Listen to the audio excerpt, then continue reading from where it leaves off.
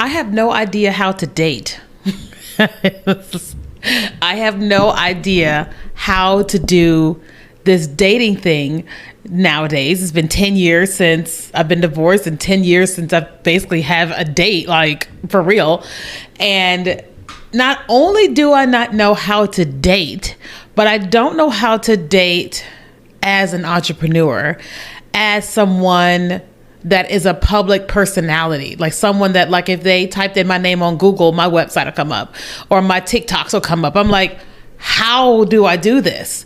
And I wanted to just have a conversation today talking about my thought process, what I'm currently experiencing. And I actually want to invite you on this journey with me because I don't know what I'm doing and I'm trying to figure it out. So welcome back to another episode of the Keenya Kelly podcast, where we talk about all things business, life, therapy, dating, and all the things when it comes to me, us.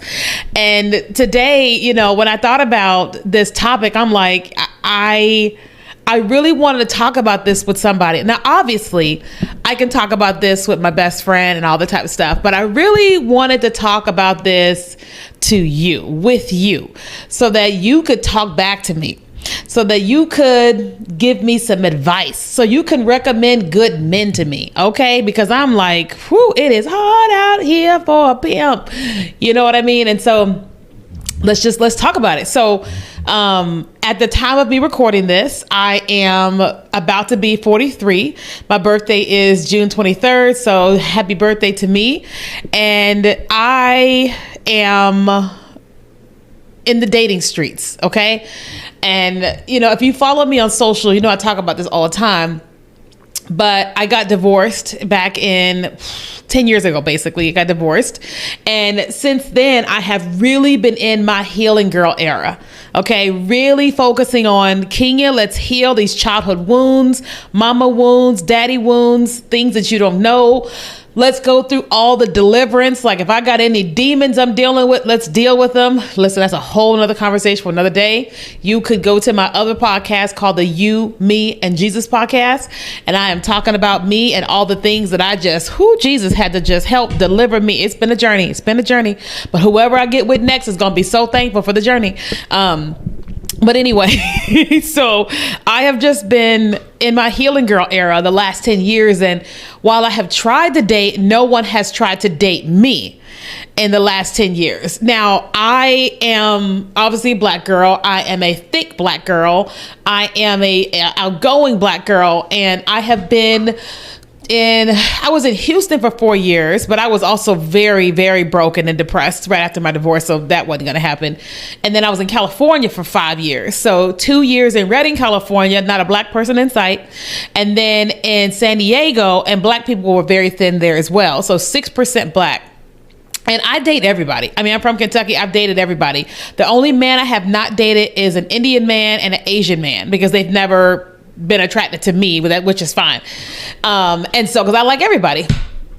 And so in San Diego, just no men just ever came for me. And I'm like, whatever. So I knew, because I travel for work, I knew that when I'm in certain cities where the population of brown is more, that people find me very attractive and they talk to me and all that. So I knew once, you know, God asked me to come back to Houston, I was like, okay, he has his reasons and I got my reasons. I'm like, all right, your girl's about to get herself hitched up in here. You know what I'm saying? So the moment that I landed, I said, I'm going to do it on the apps. Now, I don't anticipate that I'm going to meet my someone on the apps, but I decided that I was going to download some apps. So I downloaded Hinge, Bumble, and Coffee Meets Bagel. Okay. I'm not a Tinder person. Let me slight segue.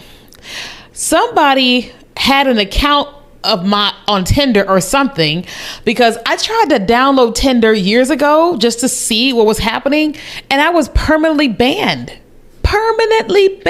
on Tinder.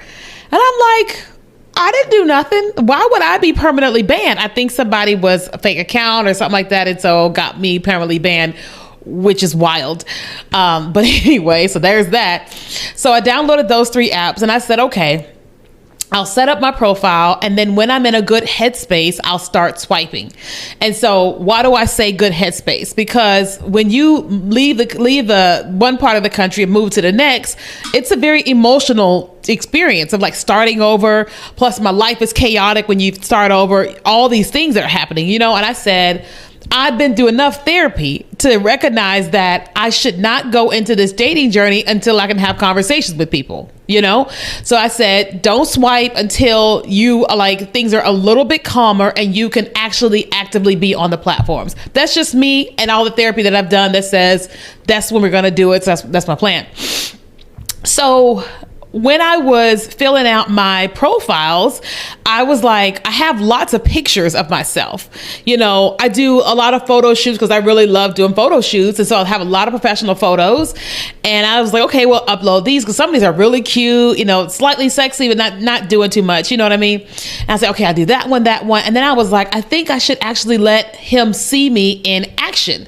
So I speak on stage, I should show that. When I'm in a group of people, I should show that, and then just being me, selfie here and there, me and my best friend, stuff like that. And then it starts asking, what do you do for work? Creating videos on social media can feel so overwhelming, and it's also sometimes can really mess with your confidence because if you're not used to actually showing your face, filming yourself, editing, and putting yourself out there, it can feel extremely intimidating. Well, I want to help you with this. I want to help you post your first video, your 100th video, and even your first viral video. And I want to do so during our course called the Vertical Video Mastery. Now, it's not open right now. We just have the wait list. Well, this is where I want to walk with you for 6 weeks, where I'm going to give you step-by-step videos teaching you what you need to know and understand about video marketing, about vertical video marketing, what your vertical video mastery style is, and then of course helping you to build an online community. Now, we're not open again, but you can join the wait list and be one of the very first people to join this community.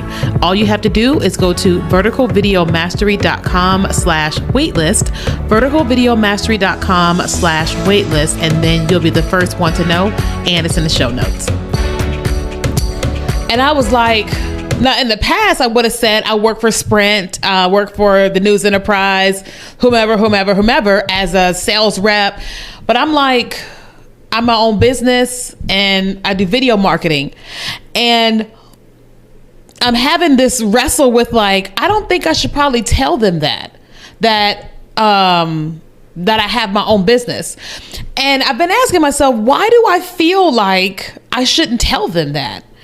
And I feel that way I think it's a couple reasons. One, I feel that way because I don't want them to Google me. I don't want them to go and look for me and say, oh, wow, she got a big following on Instagram or on TikTok. I don't want them to do that.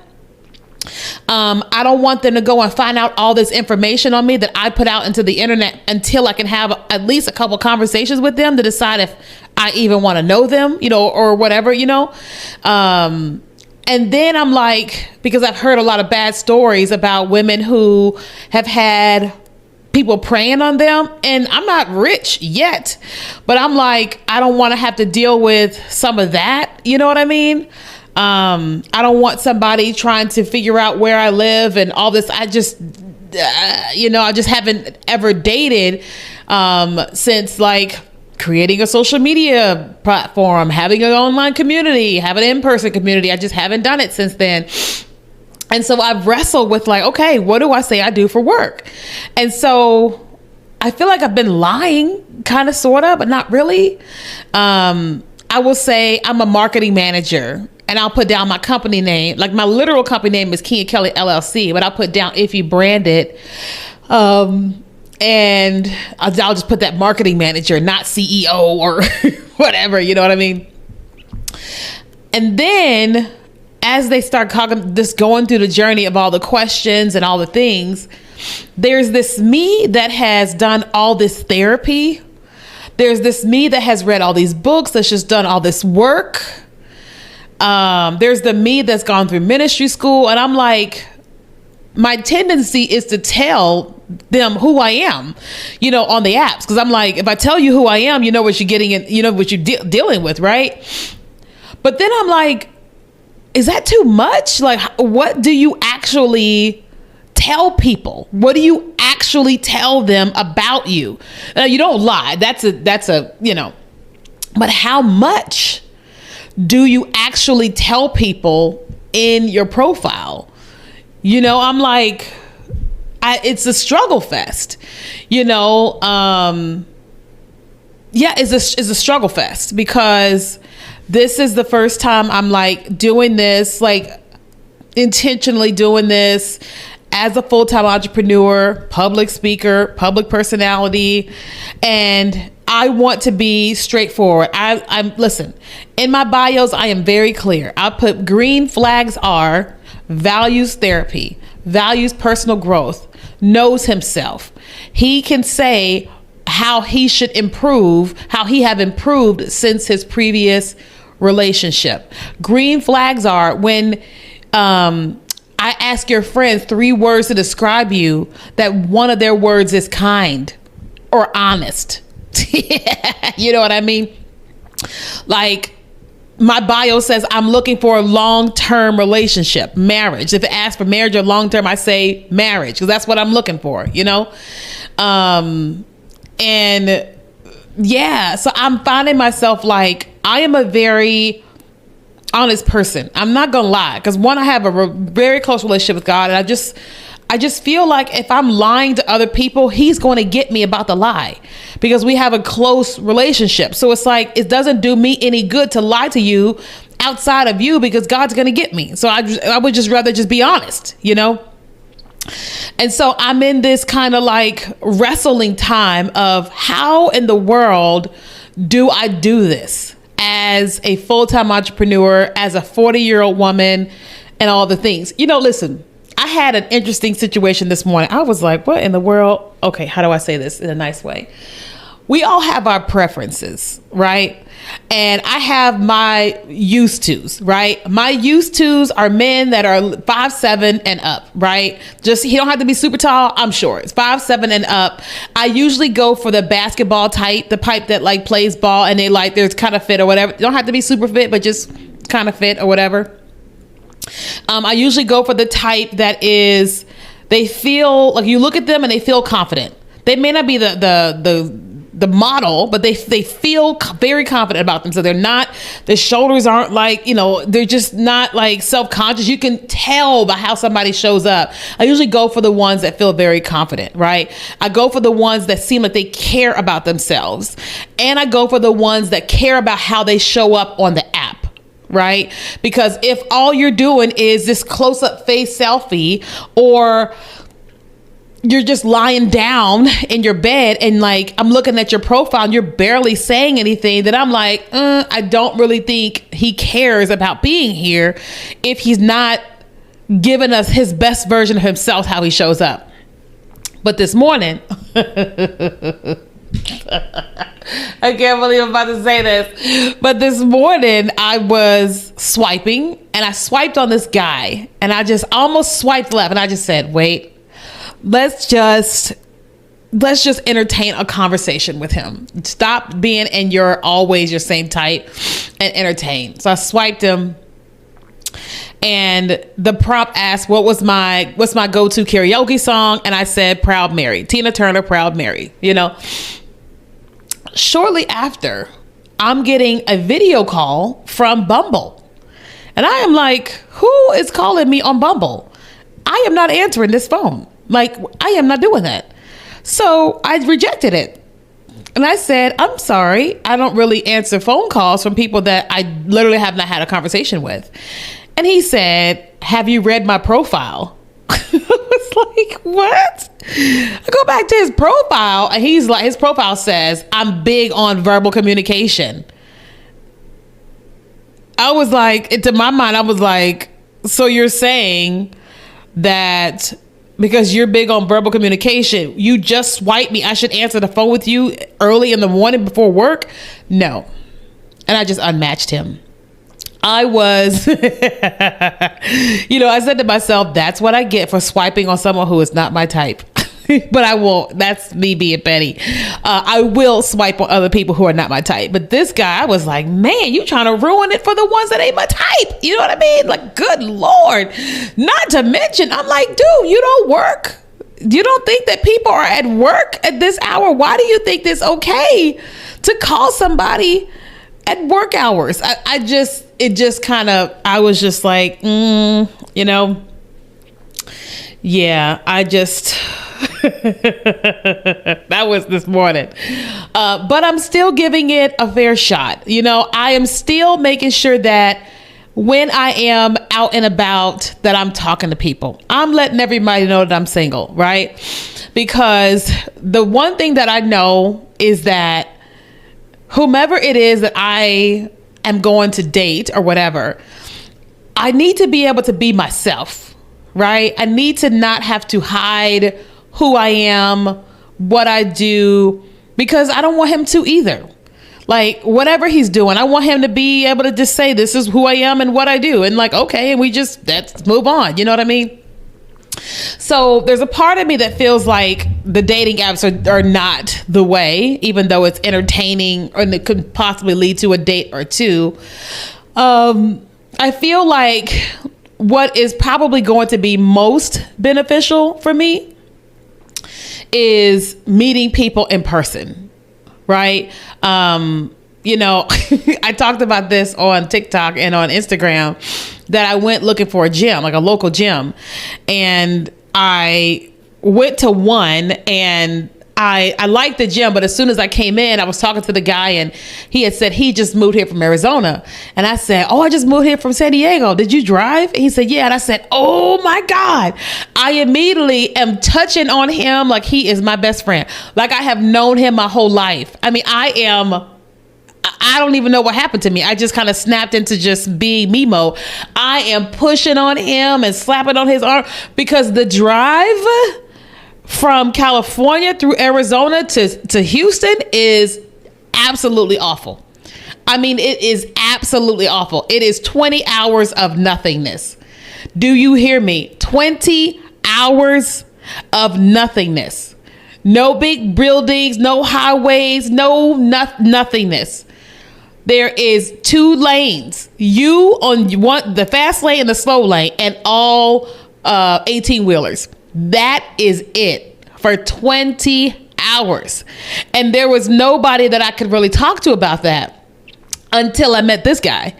And then when we were talking, we were both just like, oh, and we were just going on and on and on. And I know people in the gym was probably like, what is going on? But we were having a blast just talking about this. So that was really cool or whatever. He's not my guy. I think he was probably in his late 20s. So like, definitely not my guy. I'll be 43 this month, y'all. But then I went to another gym the next day, and I see these men walk in, and I'm like just trying to get the tour. And when I'm getting ready to leave out, I see these 2 men walking up the steps, and both of them are looking at me like I am Sunday dinner. And I looked at them and was like, oh, you all find me attractive. They were looking at me like I was a bomb pop on a Sunday. Like I was a drumstick. I'm talking about an ice cream on a Sunday D. Like I was a baked macaroni and cheese on Thanksgiving. Honey, they was like I was everything. And all I could think of was, she's a lady. Whoa, whoa, whoa, she's a lady. I mean, that was my moment. I said, okay, Houston, we have a problem. I am here and you recognize it. Let's go. So I don't think I'm going to have a problem meeting people, right? Now, of course, I want to meet quality people. So I think that what I'm going to have to do is, one, just allow God to lead me and guide me, because obviously he knows me more. He knows more than anything, of course. And also going out to places, quality type of events, right? So I'm a part of an organization called Entrepreneurs Organization Accelerator. And I feel like that's a great place to be a part of that community. One, they can help me grow in my business, but then as a community too. Connecting with people who are successful entrepreneurs already, here in Houston, because it's like, if they're already doing well with what they're doing, then me saying, oh, my name is Keenya, oh yeah, I'm on TikTok, then it's like not that big of a deal, you know, because it's not a big of a deal in that community, because they're just like, okay, we all doing this, you know. But also I think getting myself into even more quality type of spaces, right? So I don't normally hang out with the golf crowd, right? But I'm like, that would be something different to hang out with the golf crowd, or the baseball crowd. I mean, I always hang out with the basketball crowd. That's a given. I love basketball, all the things, you know, the bar, the baseball games, all that, you know. But I think like hanging out with some of maybe the cigar crowd, you know, the mental health crowd, or the different types of environments that breed, I am a man who is working on myself or whatever, right? Like, I'm not saying someone who's playing golf is working on himself, but it's a different type of crowd, right? But I'm like, is there a book reading crowd? You know, is that like going to those types of like things or whatever, right? But also, as I'm networking and meeting people in general in Houston, just saying, hey, I'm single and I'm looking for this type of guy. Who do you know that reminds you of like that type of guy? I don't care what race he is. He just got to love Jesus and A, B, C, D, E, F, G. And then just continuously doing that. Because I used to do that in all the cities that I lived in, but it was very hard because they didn't date black girls, you know, because it just wasn't very black there. Here it's a lot different.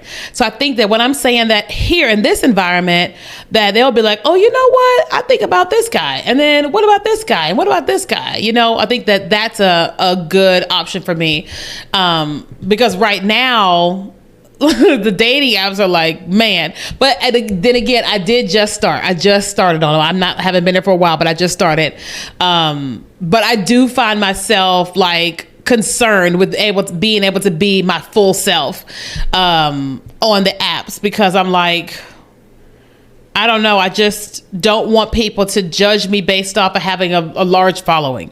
Or I don't want to, it happened to me before, a man I met online, he was talking to me, and when he was talking about his business or whatever, we were just talking, and me casually being the consultant that I am, had asked him 2 questions, which was really helping him think through his business. And then he started to realize that there was something about me that he wasn't picking up at first. And so he shifted to me helping him with his business, or trying to shift. And I was like, oh no, sorry, I don't really like, I'm actually on the app to like date. I'm not trying to help people with their businesses here. And he got quiet, and I was like, no, I matched him, because I was like, I don't want to connect with somebody on a dating app to try to consult you. Right now I'm in the season of dating, you know what I mean? So I'm like, I'm trying to navigate kind of that. So if you have any ideas for me, please let me know. If you know a quality guy, listen, I love having friends, you know, that may turn into just being my friend, but they may turn into something else. But let me describe my perfect guy, okay? Perfect guy. He loves God. Not just he's a Christian, he loves God. It's apparent. He goes to church. He serves at church. He talks about God. He tries his best to do the right thing in all ways. Number 2, this guy is someone you would let date your sister. Okay? If you had a sister and you loved your sister, you would let him date your sister. Period. Okay? Number 2, this is someone who values personal growth. Okay. They have gone to therapy, or they're in therapy. They read books. Okay. They are working on their fitness, right? They may not be the fittest person, as I am not, but they are going to the gym and they're doing their best to work out, take care of themselves. This person has great hygiene. They use their healthcare benefits.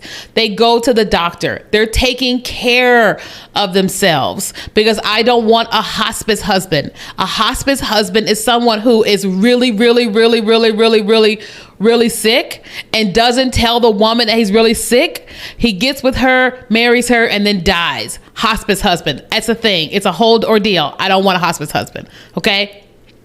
This guy, when I ask you, how would you describe him? You would say he's handsome, he's funny, he's really genuine, he's really reliable. Those are those things, right?